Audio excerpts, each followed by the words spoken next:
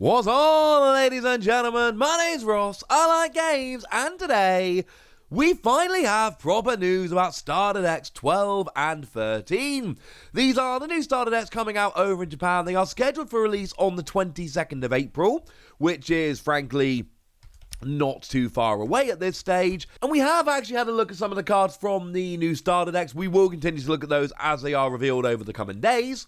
But what we need to do now is actually talk about the starter decks as a whole and why we should be a little bit excited. And this is kind of interesting because Digimon are kind of changing things around a little bit. The last proper starter decks we got were starter decks 9 and 10. Now these are the ones that featured Mastermon and Imperialdramon Dragon Mode. And they were cool starter decks, lots of good stuff to like about them. We were very happy. What's interesting is that we then got starter deck 11, and starter deck 11 was very, very different. Now, for anyone that's wondering, I did actually do openings of both the double pack of starter decks 9 and 10, and then a separate opening of starter deck 11 on this channel. So if you want to go and check them out in a bit more detail, please go and do so. But the interesting thing was the starter deck 11 was very, very different. It was released as a single starter deck, and it's the only time we've ever had one starter deck released on its own. Every other time, we've always had at least two released at the same time. And it came in its own deck box, and incidentally, it's a Gamamon deck box. I have no news about starter deck 11 coming out over here. I assume it probably will, because most things do. But as we're going to see in a minute, there's no reason it has to. But I would recommend trying to pick these up if you get the opportunity, because if nothing else, the deck list alone is absolutely wonderful. It came with a playset of Gamamon promo cards. So there was a Gamamon promo, which you got a playset of when you bought the deck. And it was completely reprints. And this came out, in October back in Japan. We still got no word of it over here. This, like I say, every single card in the deck, complete reprint. And what was really cool is not only were they reprints, but things like the Super Rares, the War Greymon, etc. were reprinted as just regular cards. Not hollow, not textured. They were just reprinted as regular cards, which was extremely weird to me. But they're actually really, really cool. And like I say, they're very cool things. I'd recommend picking it up. So that was a weird starter deck. Came out on its own. Got a playset of promo Gamamons at the same time. Entirely reprint set. And weirdly, also, it was reprinted in terms of just there were no hollow or texture or anything in the set. It was extremely weird. But now we're kind of back to normal. Honestly, things are back to the way we would have expected them to be. We just get two decks, and each of those decks gives us a complete deck, and there are actually a couple of bonuses we'll get to in a moment. So, starting off then, we've got starter deck 12, that is the Jesmon starter deck, and this is going to look the same for both of them, right? So, we've got a release date of Friday, April the 22nd. They retail for 1,650 yen, somewhere around £10, $15 very roughly. And there are 6 common, 5 uncommon, 3 rares, 2 super rares, 6 reprinted Tamer cards, more on those in a moment. And you get a set of pre-built decks, and that is 54 cards, which is the same thing we expect. That is where you get a 50-card deck, and you get 4 Digitarma. Remember, you can have up to 5 Digitarma in your deck, or in your Digitarma deck, I suppose, but you can only have 4 of each. So what the starter decks tend to do is they give you a play set of 1, and then you can add a 5th if you so like. And then memory gauges, like we've seen in previous starter decks, and 6 reprinted Tamer cards, luxury processing version.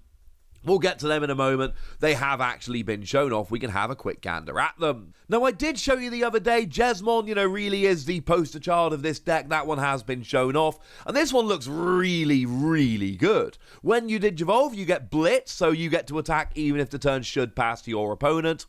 And when you're attacking, you can play a Digimon card with Systemon in its name from your hand without paying its memory cost. And on your turn, once per turn, when you play another Digimon card using an effect, you gain 3,000 power and security attack +1 for the turn.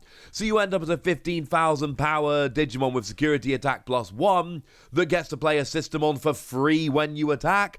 That is, frankly, a little bit over the top good. When we looked at this previously, I did put it side by side with the Jesmon we've all been playing for a while. The really good one that everyone has agreed is, you know, as I just said, really good.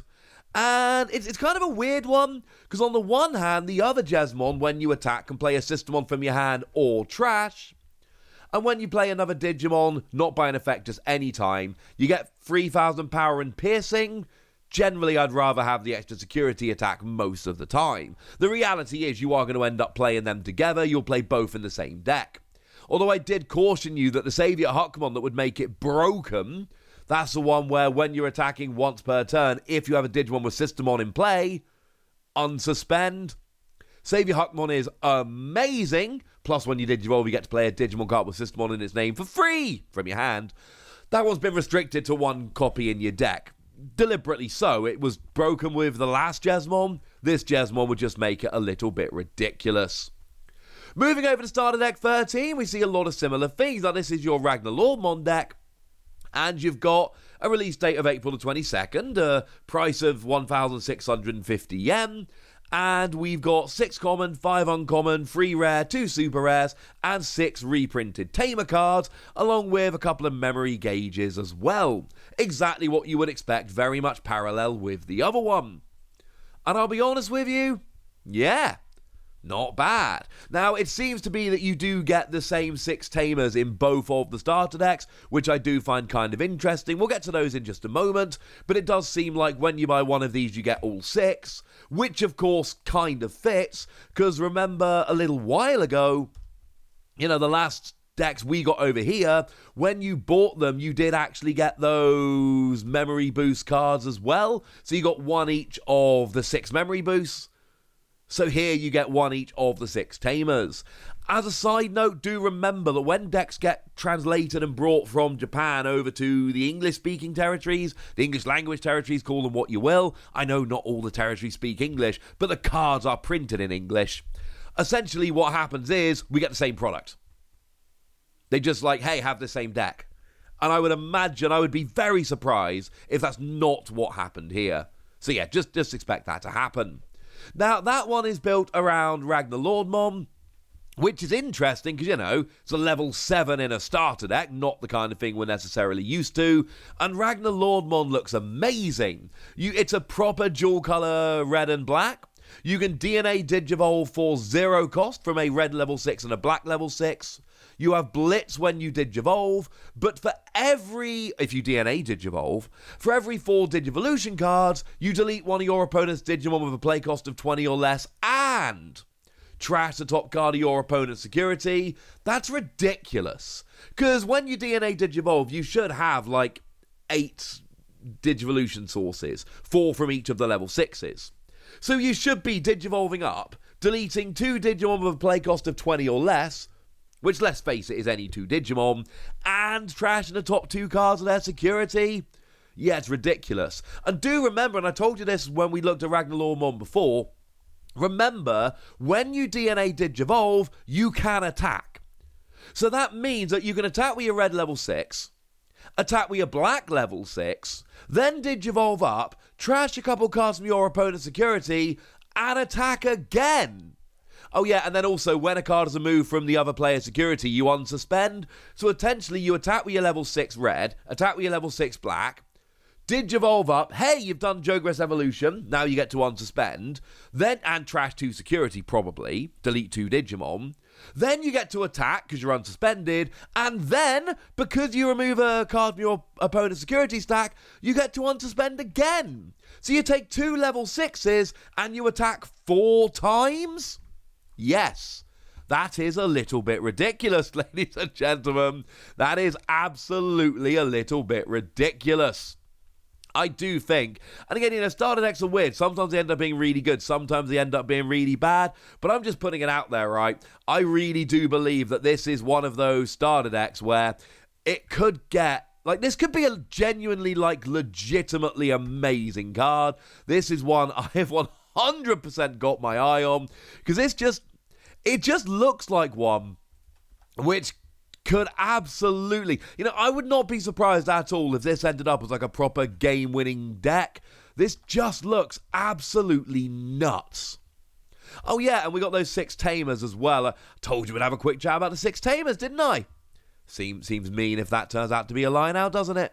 So we have 6 alternate Art Tamers coming in here, and nice and quickly, we have got the Taika Mia from Starter Deck 1. Gives all your Digimon an extra 1,000 power. Seen that, see play.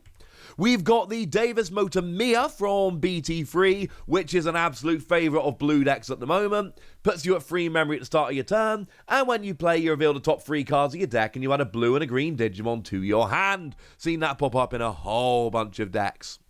We've then got the TK Takaishi from the yellow starter deck, which gives all your security Digimon an extra 2,000 power.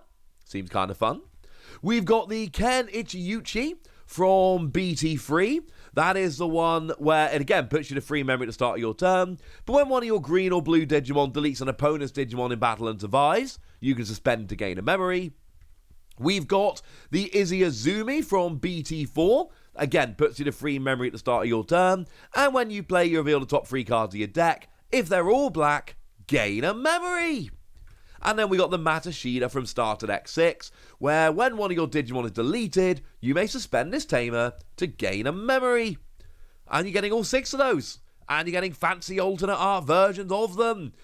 Luxury processing version, as Google Translate has told us.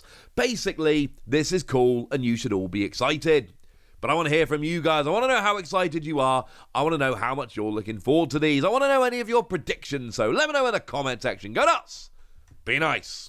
And then make sure you like this video, subscribe to this channel, follow me on Twitter at TheWasi. That's where we talk Digimon and a whole bunch of other card games. And please do consider checking out patreon.com/PTCGradio, where you can support the channel, get some bonus podcasts and all kinds of fun things. But by far the most important thing, as always, look after yourselves till next time, would ya? Thank you very much for watching. My name's Ross, and you've been watching Wasi Plays.